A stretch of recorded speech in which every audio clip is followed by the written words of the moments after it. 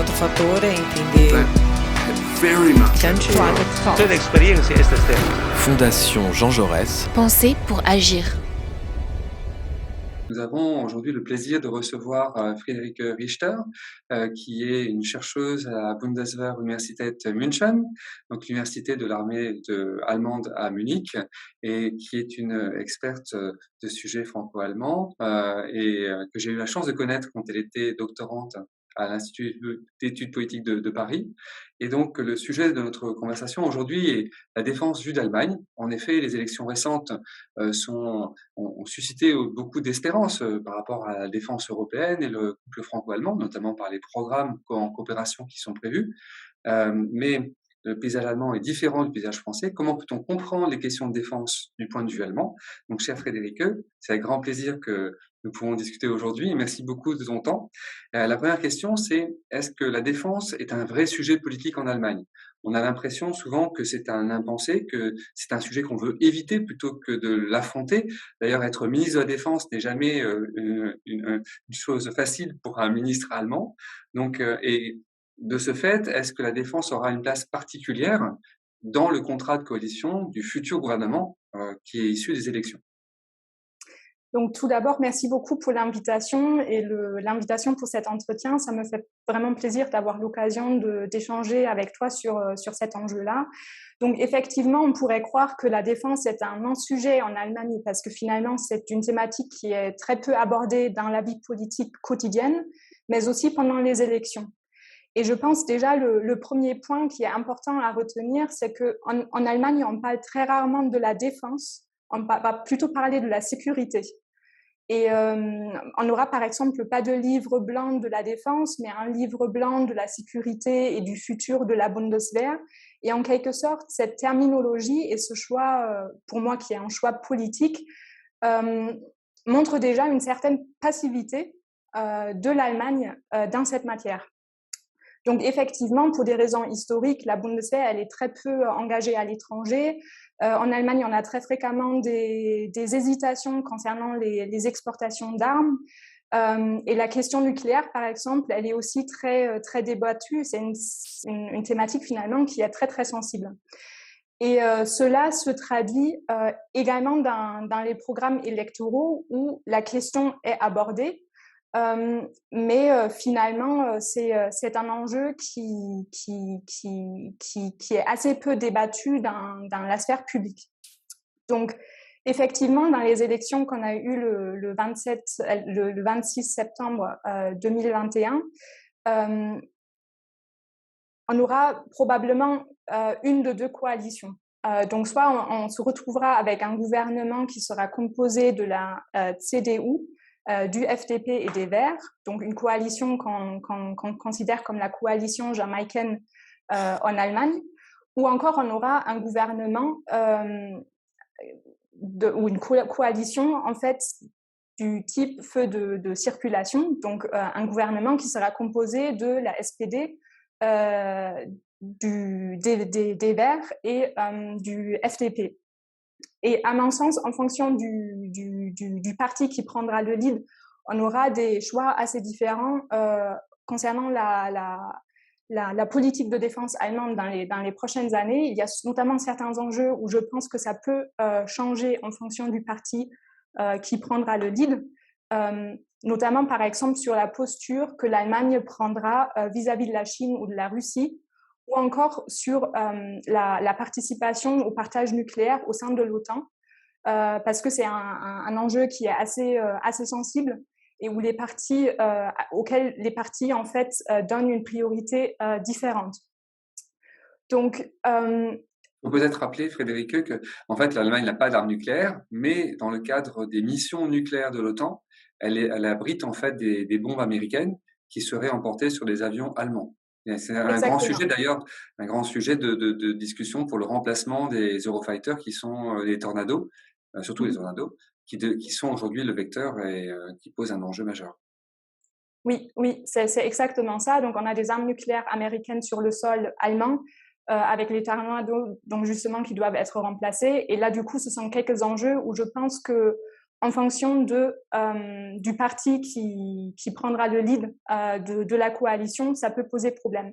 Après, donc, on a ces deux coalitions qui sont très probables, en fait, comme gouvernement potentiel. Il y a une troisième option, et ça, c'est la grande coalition, donc un partenariat entre le SPD et la CDU. Disons, techniquement, c'est possible. En pratique, en fait, les deux partis ont déjà renoncé à cette option-là parce qu'ils ne se voient pas nécessairement collaborer ensemble. Donc maintenant se pose la question, avec cette posture un peu hésitante en matière de défense, quelle va être la place de la défense dans le choix de la coalition et surtout dans le contrat.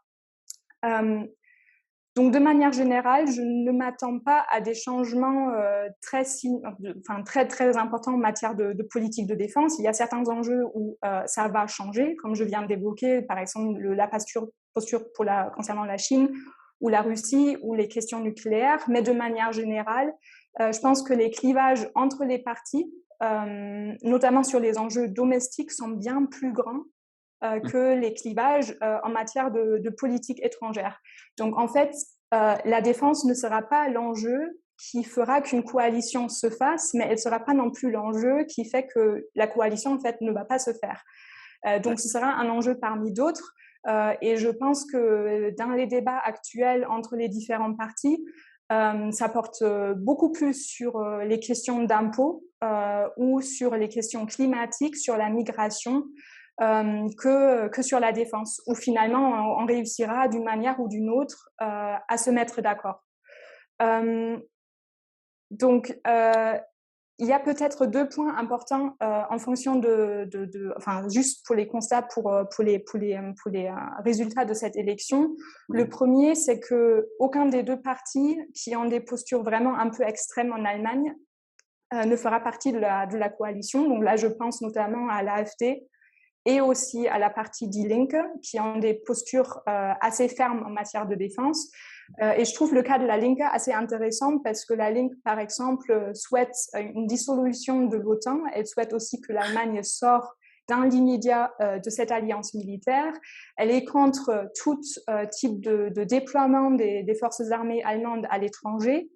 Et c'est assez intéressant, enfin, juste d'un point de vue de la vue d'ensemble de la politique. Donc, on a un parti politique en Allemagne qui a ses priorités, mais tous les autres partis politiques, déjà avant les élections, donc avant qu'on sache que la Linke n'aura pas de chance au sein d'une coalition, ont déjà en fait pris une certaine distance pour dire qu'avec ces priorités en politique étrangère, on ne se mettra pas d'accord. Donc ça, je pense que c'est important aussi à retenir. Le deuxième point que je trouve important et intéressant pour les élections actuelles, c'est que d'habitude, c'est le parti, entre guillemets, majeur qui va guider les débats de coalition et aussi le contrat de coalition. Et cette fois-ci, en fait, c'est ni la SPD ni la CDU qui vont vraiment être le parti qui prend le lead. C'est plutôt d'abord un échange entre le FDP et les Verts qui va déterminer un peu la nature des échanges, parce que à la fois le SPD et la CDU ont besoin de ces deux autres partis pour former un gouvernement. Oui. Et effectivement, sur beaucoup d'enjeux, mais pas nécessairement la défense, les Verts et le FDP ont des clivages assez importants. Donc là, à nouveau, je pense que ça va plutôt tourner sur les questions domestiques que sur les questions de politique étrangère, de sécurité et de défense. Donc ça, juste pour dire qu'au sein du contrat de coalition, je ne pense pas que la défense soit le point clé qui fera qu'on se retrouve avec tel ou tel gouvernement. Après, dans le cas de l'Allemagne, il faut aussi garder en tête, le contrat de coalition, finalement, il lie les partis pendant 4 ans. Donc c'est un agenda, ça ne veut pas dire que ce qui est inscrit dans l'agenda correspond aux programmes électoraux. Donc là, du coup, il y aura des négociations, il y aura des compromis, surtout avec un parti, en fait, qui est composé ou avec un gouvernement qui sera composé de 3 partis différents. Donc ça, c'est le premier point. Il y aura des compromis à faire. Le deuxième point, donc, c'est que avec 3 partis, finalement, il y aura aussi un choix à faire au niveau des ministères. Donc là, bien sûr, on ne peut pas prévenir l'avenir et prévoir ce qui va se passer, mais c'est des points importants à garder en tête entre qui va avoir le ministère de la Défense, qui va avoir le ministère des Affaires étrangères, qui sera en charge surtout des finances, parce que ça, c'est un point aussi à ne pas négliger, et si les partis sur ces points-là sont plus ou moins d'accord.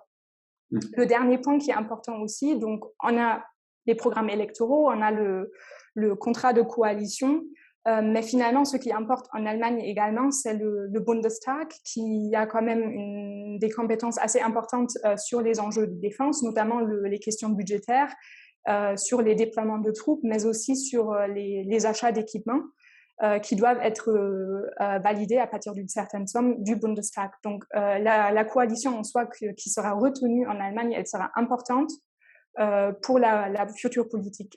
Mais il faut garder en tête qu'on ne change pas que le chancelier, mais que le Bundestag en soi sera renouvelé et donc il y aura des débats parlementaires sur un certain nombre d'enjeux qui vont également cadrer le futur de cette politique. Oui, alors tu l'as évoqué, c'est très intéressant. On voit qu'il y a l'organisation du pouvoir autour de la décision de défense est très différente de la France, où finalement il est porté par le président qui est chef des armées, qui donne les grandes orientations. Alors qu'en Allemagne, on voit bien cette fragmentation, puisqu'on a le Parlement a un pouvoir de décision de blocage beaucoup plus grand qu'en France. Tu l'as évoqué, le seuil de 25 millions, c'est assez faible pour des capacités de défense. Et puis le chancelier ou la chancelière est en fait un chef du gouvernement et n'est pas le chef du gouvernement. C'est un organisateur, un coordinateur, et c'est vrai qu'en coalition, ça rend les choses plus compliquées. Et juste pour préciser aussi, on a souvent la question des exportations avec l'Allemagne. L'exportation n'est pas gérée par le ministère de la Défense ou par un secrétariat général pour la défense comme en France qui est rattaché au Premier ministre, donc en fait plus ou moins soumis au président, mais au ministère de l'économie. Donc ici, on a un paysage très différent en fait d'interlocuteurs, notamment dans la relation franco-allemande. C'est parfois un défi. Les gens ont tendance à projeter en fait leurs propres institutions et non pas à comprendre le fonctionnement de l'autre. Donc c'était très utile ce petit paysage d'environnement politique. Alors justement, en fait, l'Allemagne pendant très longtemps a peu dépensé pour sa défense, notamment moins que la France en valeur absolue et beaucoup moins en part du PIB. Mais depuis quelques années, il y a une forte progression des dépenses militaires.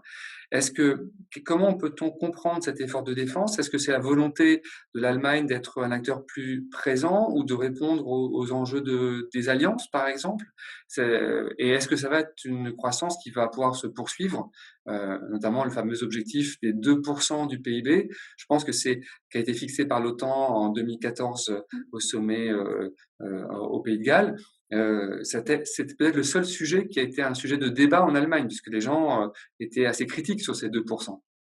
Oui, donc effectivement, comme tu viens de le dire, le budget de la défense en Allemagne a beaucoup augmenté. On était plus ou moins à 32 milliards en 2010. On est aujourd'hui en 2020, on était à 46 milliards et il prévoit autour de 50 pour l'année prochaine. Donc effectivement, on pourrait dire que c'est une augmentation assez importante en valeur absolue.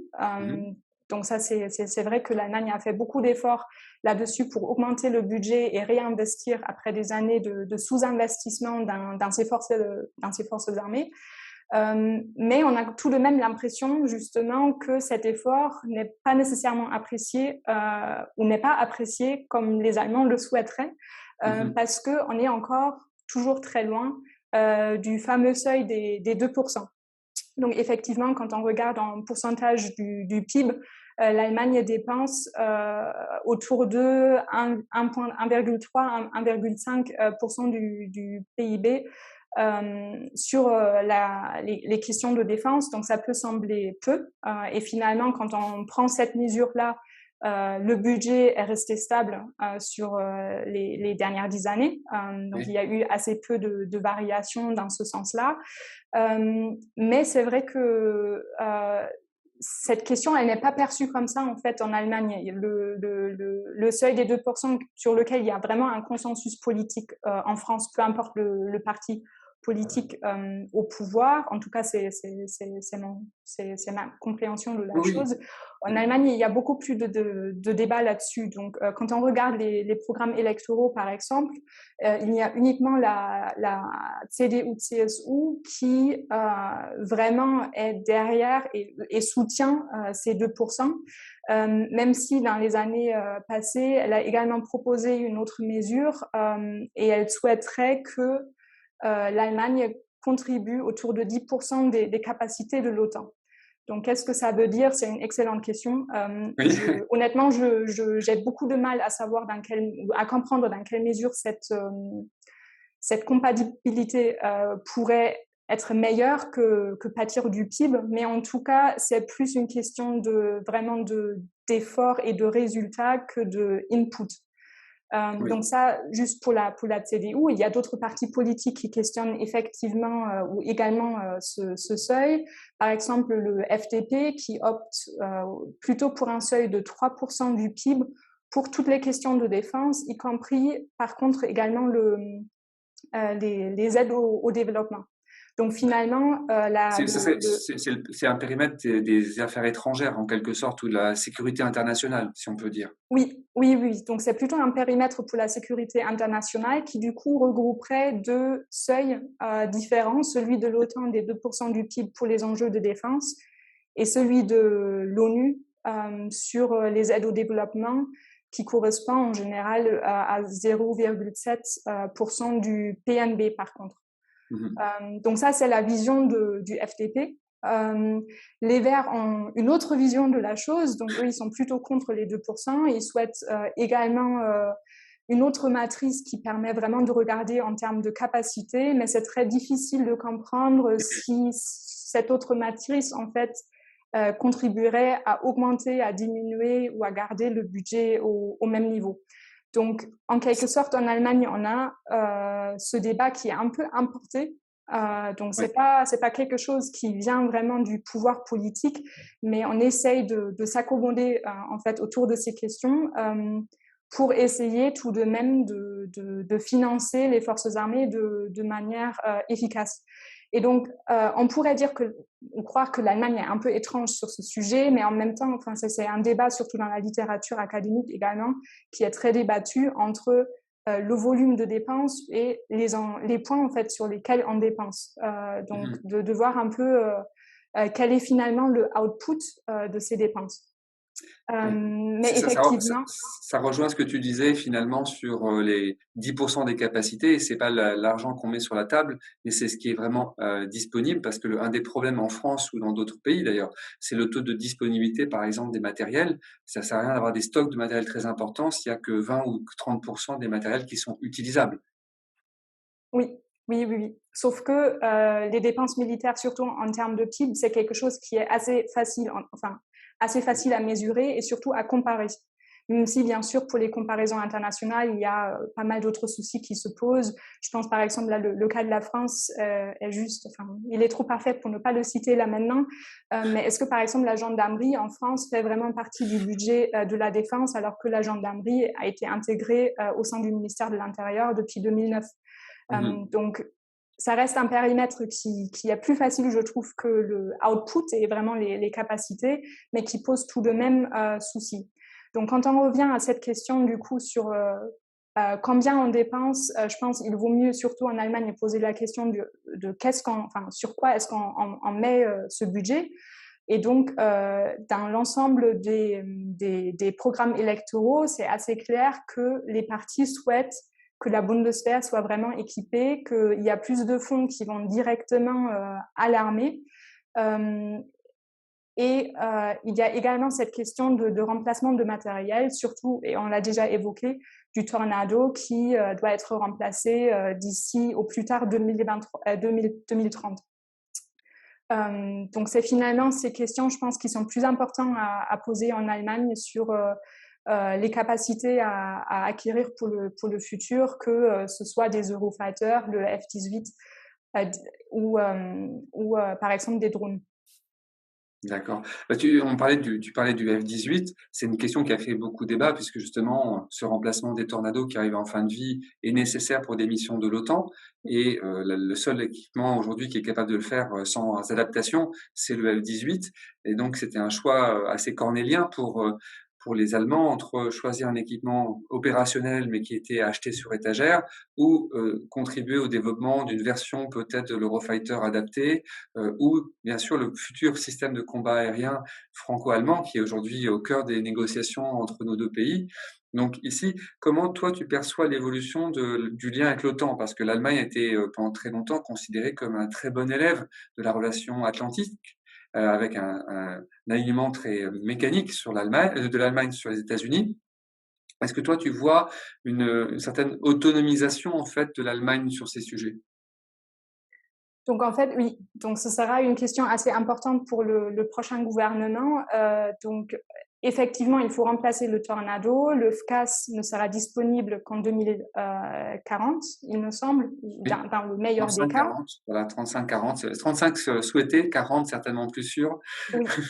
Oui. Oui, parce qu'il y a toujours des délais à prendre en compte.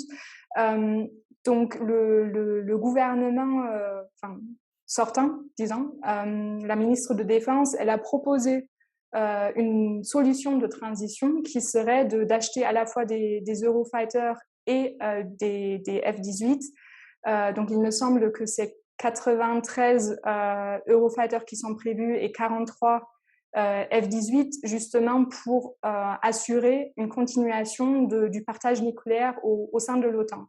Sauf que la décision finale, elle a été laissée pour le prochain gouvernement. À nouveau, je vais peut-être me répéter un peu, mais c'est important à garder en tête que ce n'est pas spécifiquement le cas de l'Allemagne, c'est très souvent le cas que quand on peut reporter ce genre de décision, les gouvernements ont tendance de le faire parce que c'est des décisions qui sont difficiles et surtout c'est du budget conséquent qui doit être alloué à ces équipements.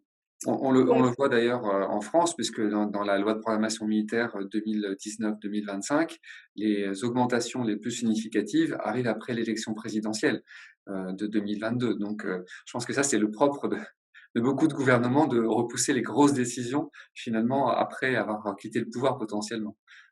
Oui, ça va un peu dans le sens de la variable d'ajustement Oui. que la défense est souvent et surtout que les dépenses d'équipement sont souvent parce que c'est quelque chose qui peut être repoussé sans que ce soit visible dans l'immédiat. Donc, pour la procédure à suivre, c'est donc la suivante qui est prévue que ce projet donc d'achat à la fois d'Eurofighter mais aussi du F-18 devra être validé par le Bundestag. Je pense que dans un monde idéal, ça se fera en 2022. C'est plus probable que cela se fasse en 2023. Donc, ça devient déjà un peu juste pour avoir une certaine continuation parce que le Tornado devrait sortir à partir de 2025, enfin max 2030. Donc, c'est quand même un enjeu assez urgent. Et là, du coup, le gouvernement, le nouveau gouvernement pourra changer assez la donne parce il me semble que la CDU, la CSU, qui abordent cette question de manière très, très directe dans leur programme électoral, où il n'y a pas uniquement en fait le soutien continu au partage nucléaire au sein de l'OTAN qui est souligné, mais aussi cette prise de conscience qu'il faut assez rapidement prendre un choix sur le remplacement du Tornado. Le SPD, par exemple, comme tous les autres partis politiques en Allemagne, sont plutôt pour un monde sans armes nucléaires, donc ce n'est pas du tout leur priorité. Oui. Et le SPD, notamment, a souligné dans son programme électoral qu'il souhaite, avant de prendre une décision sur le remplacement, avoir un échange en général sur l'utilité et le rôle en fait de l'Allemagne au sein du partage nucléaire. Donc, je dirais, même si c'est pas très sûr, que c'est plus probable qu'il y aura des choix assez rapides qui sont faits sous un gouvernement de la CDU que sous un gouvernement du SPD. Et ça peut effectivement avoir des conséquences sur les relations transatlantiques parce que les Américains comptent sur le fait que l'Allemagne continue à participer au partage du nucléaire et donc de partager aussi le fardeau, parce que c'est une puissance économique quand même assez forte, qui, selon les Américains, devrait faire les investissements nécessaires pour contribuer au bon fonctionnement de l'Alliance. L'administration de Biden, d'ailleurs, a ressouligné qu'il compte sur le fait que l'Allemagne fasse un choix plus ou moins rapide dans ce sens. Donc, cela dit, ce qu'on a dit au tout début, quel est le rôle de la défense au sein de l'Allemagne et de la vie politique générale, mais aussi pendant les élections, pour le contrat de coalition, etc. Je pense qu'on peut se mettre d'accord sur le fait que peu importe le prochain gouvernement et peu importe combien de temps ils mettront pour s'accorder sur la coalition, le remplacement des tornados ne sera pas le premier enjeu sur l'agenda de ce gouvernement. Donc, on peut espérer qu'il y rentre en 2022 et que le projet de remplacement sera sur l'agenda vers la fin de l'année pour une prise de décision en 2023. D'accord. Alors justement, on parlait de ce projet de remplacement, c'est aussi l'autonomie qu'on peut avoir, parce qu'aujourd'hui, l'Allemagne est un vecteur de la posture nucléaire de l'OTAN, avec des bases importantes. D'ailleurs, c'était un enjeu de discussion avec Donald Trump et ensuite à l'arrivée de Joe Biden, savoir si les bases militaires, notamment en Bavière, allaient rester, pas aller en Pologne, par exemple. Et donc, l'alternative, c'est aussi de renforcer le pilier européen de l'OTAN et aussi construire une défense européenne plus autonome. C'est un projet qui est très porté par Emmanuel Macron depuis son discours en septembre 2017 à la Sorbonne, où il a voulu montrer que ce n'est pas contre les États-Unis, mais c'était aussi un moyen de ne pas être dépendant des États-Unis. Et je pense qu'ici, ce que tu évoquais, c'est aussi le reflet de ce débat. Le choix de l'arme nucléaire dans l'OTAN est imposé à l'Allemagne quelque part par l'histoire. Comment vois-tu l'évolution de la relation franco-allemande dans la défense, la construction d'une Europe de la défense et en particulier de programmes en coopération, puisqu'il y a deux grands projets, je rappelle, le SCAF, le système de combat aérien du futur, et puis le remplaçant des chars Léopard 2 en Allemagne, Leclerc en France, qui s'appelle MGCS aujourd'hui. Donc on a juste des sigles pour le moment, ce qui prouve que ce sont des projets encore en maturité faible, mais c'est des projets très importants parce qu'ils vont être structurants sur l'autonomie que peuvent avoir nos deux pays et l'Europe en plus largement. Oui, donc c'est une question assez complexe que tu viens de me poser. Je pense que c'est bien de commencer juste en soulignant que, bien sûr, la politique européenne, elle est clé pour l'Allemagne, tout l'ensemble des partis, à part la AfD peut-être, est plutôt pro-européen. Donc ça, en général, je pense il y aura plus de continuité, plus de la même chose en quelque sorte que du changement brut sur ces questions-là. Après, il y a un certain paradoxe, je trouve, c'est que finalement, à la fois les questions de défense, mais aussi les questions de politique européenne ont été très peu présentes dans la campagne électorale et aussi pendant les débats qui ont eu lieu juste avant. Donc, c'était quasiment un non-enjeu. On en a très peu parlé. Alors que l'ensemble enfin, en tout cas, c'était mon impression que à l'étranger, on regardait, on suivait de très près la suite en fait des élections et on était très intéressés sur le choix des Allemands pour leur futur gouvernement. Donc ça, je trouve que c'est un petit paradoxe. Que finalement en Allemagne on s'est assez peu intéressé à ces enjeux-là. Néanmoins, les questions, y compris de défense européenne, sont très bien présentes dans les programmes électoraux. Il y a certains points que je souhaiterais évoquer là-dessus. Donc, il y a par exemple, de manière générale, un soutien du vote à la majorité qualifiée pour la politique de sécurité et de défense commune. Donc, ça donnerait quand même un peu plus de poids à cette politique de défense au niveau européen. Il y a également, et ça peut être étonnant pour certains, une envie d'avoir une armée européenne. Donc, dans certains programmes électoraux, ça reste assez flou, ça reste assez symbolique. Il y a d'autres qui sont beaucoup plus concrets et ça m'a assez étonné que le FDP, par exemple, a proposé quelque chose quand même d'assez concret pour parvenir à une armée européenne sur enfin pas dans l'immédiat, mais à terme, en essayant de proposer des pistes qui permettraient d'augmenter en fait l'interopérabilité des armées en Europe. Et le troisième point, où là du coup il y a un peu plus de divergence, c'est sur les exportations, où en fonction des partis, et notamment la CDU, qui se considère elle aussi comme le parti de la Bundeswehr, est bien conscient que les exportations sont importantes si on veut avoir des projets aussi en commun. Enfin, on ne peut pas construire un casque ensemble si finalement on se limite uniquement sur le marché franco-allemand ou européen. Il faudrait aussi voir en fait dès le début si l'exportation est une option et si oui, vers quels États. Donc ça, c'est un enjeu où je trouve que dans les programmes, c'est pas noir ou blanc. Donc il y a des partis comme la CDU qui semblent être plutôt prêts à commencer ces échanges et d'autres qui veulent des règles en fait assez strictes dans cette matière-là. Pour le couple franco-allemand plus précisément dans cette dynamique, j'étais assez étonnée parce qu'il y a finalement que deux partis qui mentionnent ce couple de manière explicite dans leur programme, donc c'est la CDU, CSU et les Verts.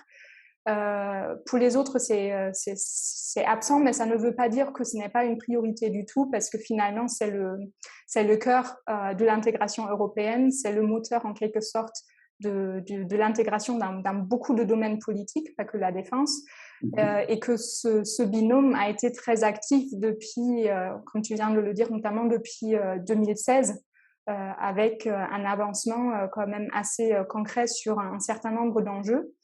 Quel va être le futur de ce binôme? Je trouve cette question elle est assez difficile, d'une part parce qu'on sait à la fois pour le binôme franco-allemand, mais aussi en général pour la coopération en matière de défense au niveau européen, ce sont des choses qui arrivent en vagues. Donc, il y a toujours des périodes avec beaucoup d'activités et des périodes où c'est un peu un non-enjeu, en fait, une question de laquelle on parle beaucoup moins, où ça avance beaucoup vite, et c'est comme ça depuis les années 50. Il y aura des phases, par exemple, dans les années 90, avec le lancement ou le sommet franco-britannique à Saint-Malo, qui a vraiment donné un coup d'élan à la politique de sécurité et de défense commune. Ensuite, avec la crise économique, il y avait une période où finalement on a parlé très peu de ces enjeux-là. Et depuis 2016, il y a comme un nouveau élan dans cette dynamique. Donc je pense qu'il ne faut pas s'étonner si cet élan en fait prend fin dans les prochaines années, et c'est d'autant plus probable malheureusement avec les élections à la fois en Allemagne mais aussi en France l'année prochaine, parce que d'une part, comme j'ai évoqué tout à l'heure, donc actuellement l'Allemagne est en train de voir quelle coalition va finalement former le prochain gouvernement. En 2017, on a mis 6 mois pour former ce gouvernement, donc cette fois-ci les partis se sont mis d'accord pour avancer plus vite en fait dans les négociations. Donc il y aura quand même une certaine phase où les enjeux domestiques en fait ont déjà une priorité ou des choix stratégiques à la fois au niveau européen et sur les partenariats en fait seront en stand-by.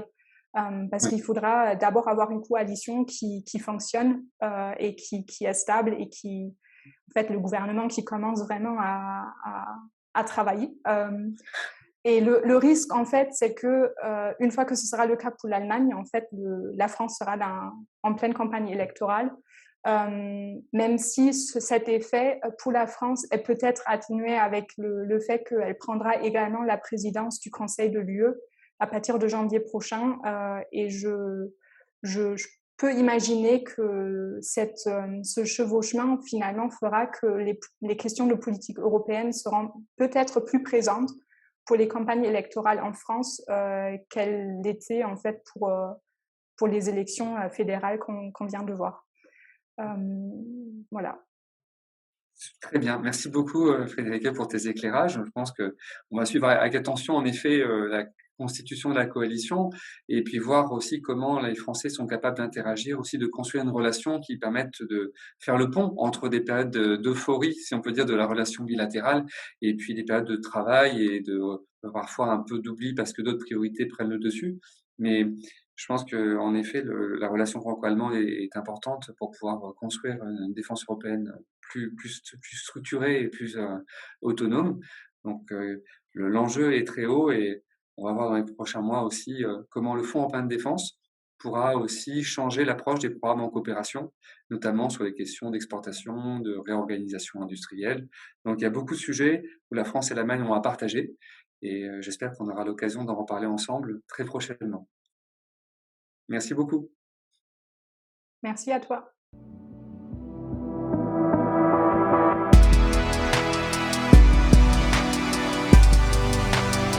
Fondation Jean Jaurès. Penser pour agir.